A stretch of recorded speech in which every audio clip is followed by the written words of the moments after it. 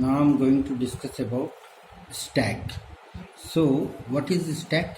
Stack is a list of element in which an element may be inserted or and deleted only at one end, called top of the stack. That means if we make a stack, we have lots of data are stored stack, and we can insert or delete data from only one end, that is from the top. It's called top.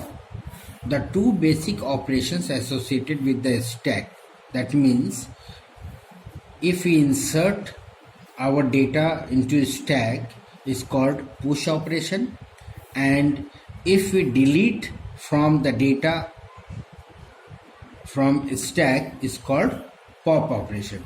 When we insert it, it is called push operation, and when we delete from it, is called pop operation. Okay, suppose the following 6 elements are pushed: AA, BBB, CCC, DDD, EEE, and FFF. So in sequence, AAA must be here and FFF must be at the top position. Okay, so the implications of rightmost element in the top elements, we emphasize that regardless of the way a stack is described, its underlying property is that insertion and deletions can occur only at the top of the stack. As I told you, the push, insert and delete, insertion and deletions only possible from the top position, that is at the start, the in position. Okay, this means EEE cannot be deleted before FFF. EEE cannot be deleted before FFF, and DDD cannot be deleted before EEE. So DDD cannot be deleted before EEE, and FFF are deleted. Okay, so what is the error representation of a stack?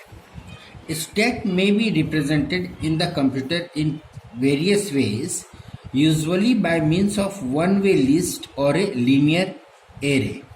Okay, each of our stack will be maintained by a linear array stack, a pointer variable top which contains the location of the top element of the stack, and a variable max stack which gives the maximum number of elements that can be held by the stack.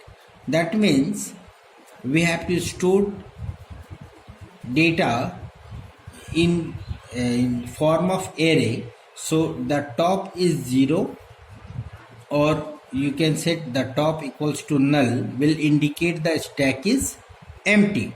That means if top is 0, if top is 0 or top is null, will indicate the stack is empty. It may be that there has not any value. Okay, so the algorithm of push operation: if top equals to max stack, that is maximum stack, then print overflow and return. Otherwise, set top equals to top plus 1, that is increase top by 1 by 1, it has to be increased. Next is set stack top equals to item and returns. Okay, and what will be